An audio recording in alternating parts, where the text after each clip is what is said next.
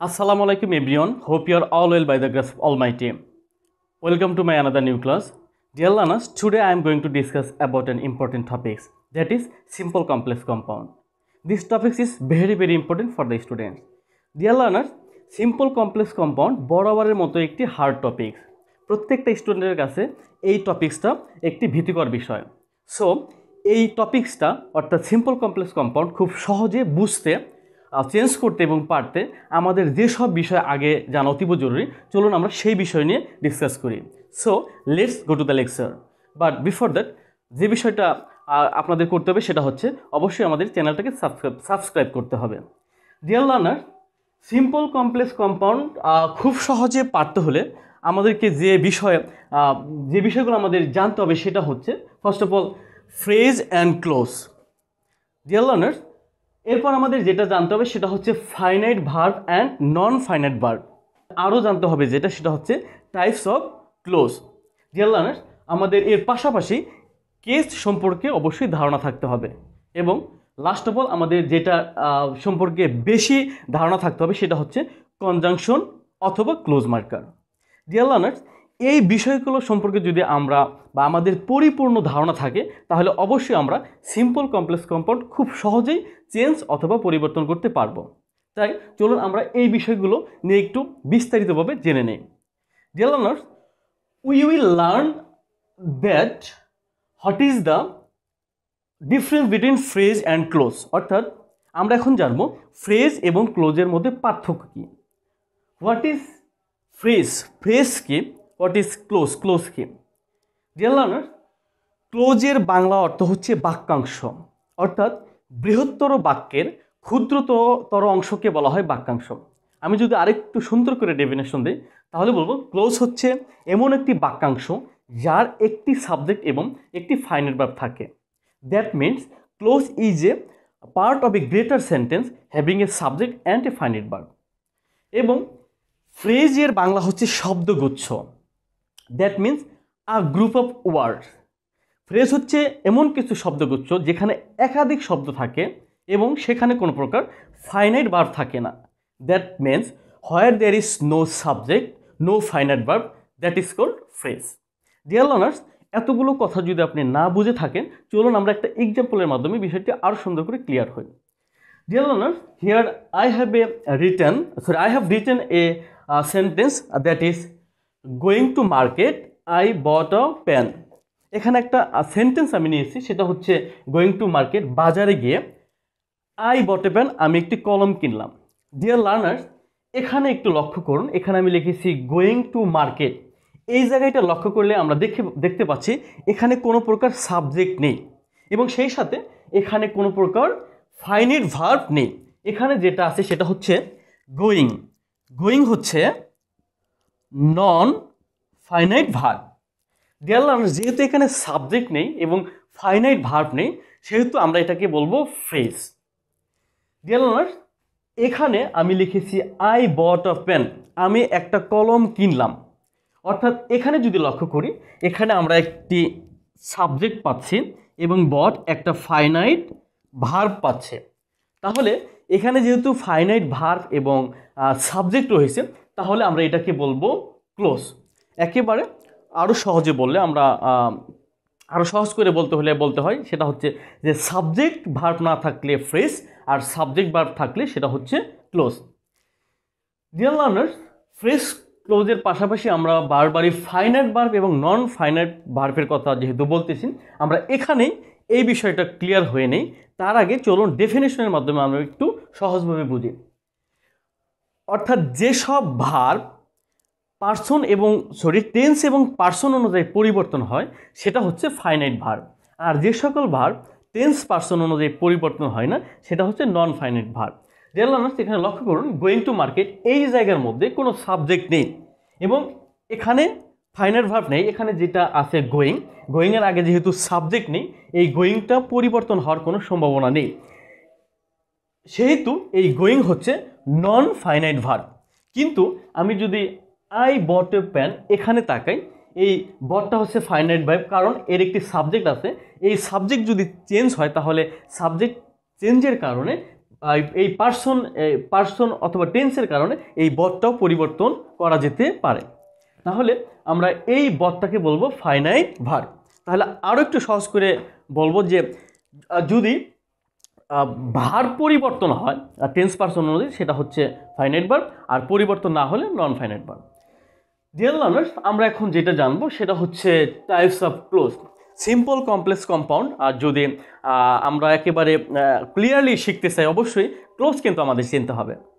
Deer learners, clauses আর mainly 3 classes like principal clause, subordinate clause, coordinate clause. এখন আমাদের যে কাজটা হবে সেটা হচ্ছে অবশ্যই এই ক্লোজগুলো আমাদের খুব সহজে ধরতে হবে, অর্থাৎ আইডেন্টিফাই করতে হবে। তো আমরা এই ক্লোজগুলো সম্পর্কে চলুন একটু জেনে নেই। ডিয়ার লার্নার্স, প্রিন্সিপাল ক্লোজ কাকে বলে, আমরা কীভাবে চিনব? অর্থাৎ যে ক্লোজ নিজে নিজে অর্থ প্রকাশ করতে পারে, অন্য কোনো ক্লোজের উপর নির্ভরশীল নয়, সেটা হচ্ছে প্রিন্সিপাল ক্লোজ। আর যে ক্লোজ প্রিন্সিপাল ক্লোজের উপর নির্ভরশীল সেটা হচ্ছে সাবঅর্ডিনেট ক্লোজ।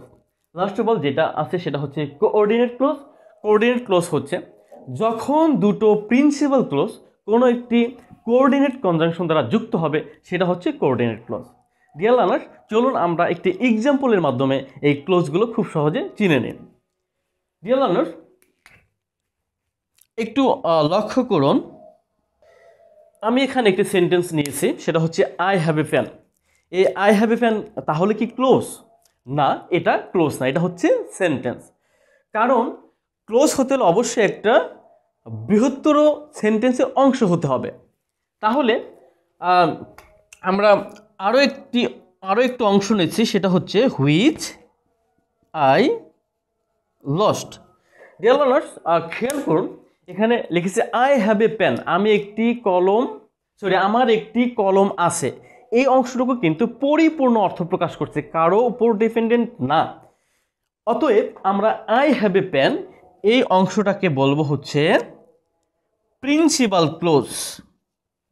এই প্রিন্সিপাল ক্লোজের আরও একটি নাম আছে, সেটা হচ্ছে ইনডেফিনিট ক্লোজ। আমরা একে মেইন ক্লোজ হিসেবেও অভিহিত করতে পারি। ডিয়ার লার্নার্স, এরপরে একটু লক্ষ্য করুন, আমি লিখছি হুইচ আই লস্ট, যেটি আমি হারিয়েছি বা হারালাম। ডিয়ার লার্নার্স, আমি যদি এতটুকু আবদ্ধ করে রাখি এবং হুইচ আই লস্ট বলি তাহলে কিন্তু পরিপূর্ণ অর্থ প্রকাশ করছে না। এই হুইচ আই লস্ট এটা পরিপূর্ণ প্রকাশ করতে হলে আমাকে principal clause I have a ফ্যানের উপর ডিপেন্ড করতে হচ্ছে। সেটা কেমন? যে আই হ্যাভ এ ফ্যান, আমার একটি কলম আছে, হুইচ আই লস্ট যেটি আমি হারিয়েছি। তাহলে বোঝা গেল হুইচ আই লস্ট পরিপূর্ণ অর্থ প্রকাশ করে নাই এবং প্রিন্সিপাল ক্লোজের উপর ডিপেন্ডেন্ট, তাই একে আমরা বলবো সাবঅর্ডিনেট ক্লোজ। আমরা একে ডিপেন্ডেন্ট ক্লোজও বলতে পারি। আর একটা বিষয় মনে রাখতে হবে, সাবঅর্ডিনেট ক্লোজ অবশ্যই কোনো একটি ক্লোজ মার্কার দ্বারা কিন্তু বা কনজাংশন দ্বারা কিন্তু অবশ্যই আবদ্ধ থাকবে। এই ক্লোজ মার্কারগুলো কোনগুলো? এই যে which, when, where, how, if, until, দো, অলদো, এগুলো। ডিয়ার লার্নার্স, এখন আমরা একটু কোঅর্ডিনেট ক্লোজ নিয়ে আলোচনা করব। ডিয়ার লার্নার্স, একটু লক্ষ্য করুন।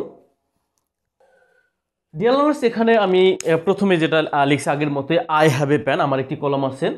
এরপরে লিখছে আই লস্ট দ্য পেন, আমি কলমটি হারালাম বা হারিয়েছি। আমার একটি কলম আছে, আমি কলমটি হারিয়েছি। দুইটা সেন্টেন্স অথবা দুইটা ক্লোজই কিন্তু পরিপূর্ণ অর্থ প্রকাশ করছেন। তাহলে আমরা বলবো যদি দুইটা প্রিন্সিপাল ক্লোজ, দুঃখিত, যেহেতু আই লস্ট দ্য পেন এটা পরিপূর্ণ অর্থ প্রকাশ করছে, আমরা এটাকে আবারও প্রিন্সিপাল ক্লোজ বলতে পারি। এইবার যেহেতু দুইটা প্রিন্সিপাল ক্লোজ এবং দুইটাই পরিপূর্ণ অর্থ প্রকাশ করছে এবং মাঝখানে একটি clause marker coordinate conjunction and দ্বারা যুক্ত হয়েছে, আমরা and I lost the pen, আমরা একে কোঅর্ডিনেট ক্লোজ বলবো। ডিয়ার লার্নার্স, এই হচ্ছে প্রিন্সিপাল ক্লোজ, সাবঅর্ডিনেট ক্লোজ এবং কোঅর্ডিনেট ক্লোজ। ডিয়ার লার্নার্স, এবার আমাদের জানার যে বিষয় সেটা হচ্ছে কেস। কমপ্লেক্স থেকে কম্পাউন্ড অথবা কম্পাউন্ড থেকে কমপ্লেক্স পরিবর্তন করতে হলে আমাদের প্রায় বারবারই যে বিষয়টা পরিবর্তন করতে হবে, নিয়ে আসতে হবে, সেটা হচ্ছে কেস। এখানে আমরা দুইটা নিচ্ছি, একটা হলো সাবজেক্টিভ কেস এবং পসেসিভ কেস।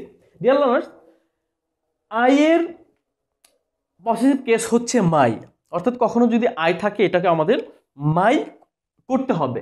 তেমনি উই থাকলে আওয়ার, ইউ থাকলে ইওর, হি থাকলে হিজ, শি থাকলে হার এবং দে থাকলে দেয়ার, এইগুলোর একটু পরিবর্তন করতে হবে। ডিয়ার লার্নার্স, এই বিষয়গুলো যদি মোটামুটি আমাদের আইডিয়া থাকে, আমরা যদি এই ক্লিয়ার থাকি এই বিষয়গুলো, তাহলে কিন্তু আমরা খুব সহজেই সিম্পল কমপ্লেক্স কম্পাউন্ড পারবো। এইবার আমাদের একেবারে সেটা শেষে যেটা আছে সেটা হচ্ছে কনজাংশন এবং ক্লোজ অথবা ক্লোজ মার্কার। ডিয়ার লার্নার্স, ওই বিষয়গুলো, আগের বিষয়গুলো আমাদের যত ভালো জানতে হবে তার থেকে এই কনজাংশন আরও ভালো করে জানতে হবে। কারণ কনজাংশনের মাধ্যমে আপনি জানতে পারবেন যে কোনটা কমপ্লেক্স কোনটা কম্পাউন্ড, এবং পরিবর্তনের যে ট্রিক্স অথবা পরিবর্তন সহজে করতে হলে এই কনজাংশনগুলো আমাদের মুখস্থ করতে হবে। কনজাংশন হচ্ছে অর্থাৎ যে দুইটা ফ্রেজ, দুইটা ক্লোজকে সংযুক্ত করে, সেটা হচ্ছে কনজাংশন। কনজাংশনকে 3 ভাগে ভাগ করা হয়েছে। একটা হচ্ছে subordinate conjunction, coordinate conjunction, correlative conjunction. Dear learners, এখানে সাবঅর্ডিনেট কনজাংশন হিসেবে আমরা নিয়েছি হচ্ছে দো, although, till, until, as, since, because, that, so that, in order that, provided এবং লেস্ট। ডিয়ার লার্নার্স, এই কনজাংশনগুলো যদি আপনার মনে থাকে তাহলে আপনি খুব সহজেই বলতে পারবেন যে এটা complex sentence. Dear learners, subordinate ক্লোজগুলো মূলত কমপ্লেক্স সেন্টেন্স তৈরি করে। তার মানে এই কনজাংশনগুলো মুখস্থ থাকলে অথবা ধরতে পারলেই আপনি ধরতে পারবেন যে এটা হচ্ছে কমপ্লেক্স সেন্টেন্স। তেমনি কোঅর্ডিনেট কনজাংশনের মধ্যে আমরা নিয়েছি হচ্ছে and, but, or, yet, so, for, etcetera. অর্থাৎ এই কনজাংশনগুলো দিয়ে মূলত কম্পাউন্ড সেন্টেন্স তৈরি করা হয়। তার মানে এই কনজাংশনগুলো যদি আপনার মনে থাকে অবশ্যই আপনি ধরতে পারবেন এটা হচ্ছে কম্পাউন্ড সেন্টেন্স। ডিয়ার লার্নার্স, আরেকটি কনজাংশন আছে, সেটা হচ্ছে কোরিলেটিভ কনজাংশন। কোরিলেটিভ কনজাংশন মূলত কম্পাউন্ড এবং কমপ্লেক্স দুইটা সেন্টেন্সই তৈরি করে। এখানে খুব সহজেই আমরা ধরতে পারবো যে আসলে কোন কোরিলেটিভ কনজাংশনগুলো কম্পাউন্ড সেন্টেন্স তৈরি করে এবং কোন কোরিলেটিভ কনজাংশনগুলো কমপ্লেক্স সেন্টেন্স তৈরি করে, সেটা আমরা একটু দেখলেই বুঝবো। সেটা হচ্ছে যেমন both dot dot and, not only dot dot but also, either dot dot or, neither dot dot not. Dear learners, এখানে যদি আমরা লক্ষ্য করি অ্যান্ড, বাট, অর, নট যেগুলো আমরা কোঅর্ডিনেট কনজাংশনের মধ্যে পাই, আর কোঅর্ডিনেট কনজাংশন যেহেতু কম্পাউন্ড সেন্টেন্স তৈরি করে, তাহলে আমরা বুঝতে পারবো এই কোরিলেটিভ কনজাংশনগুলো কম্পাউন্ড সেন্টেন্স তৈরি করে।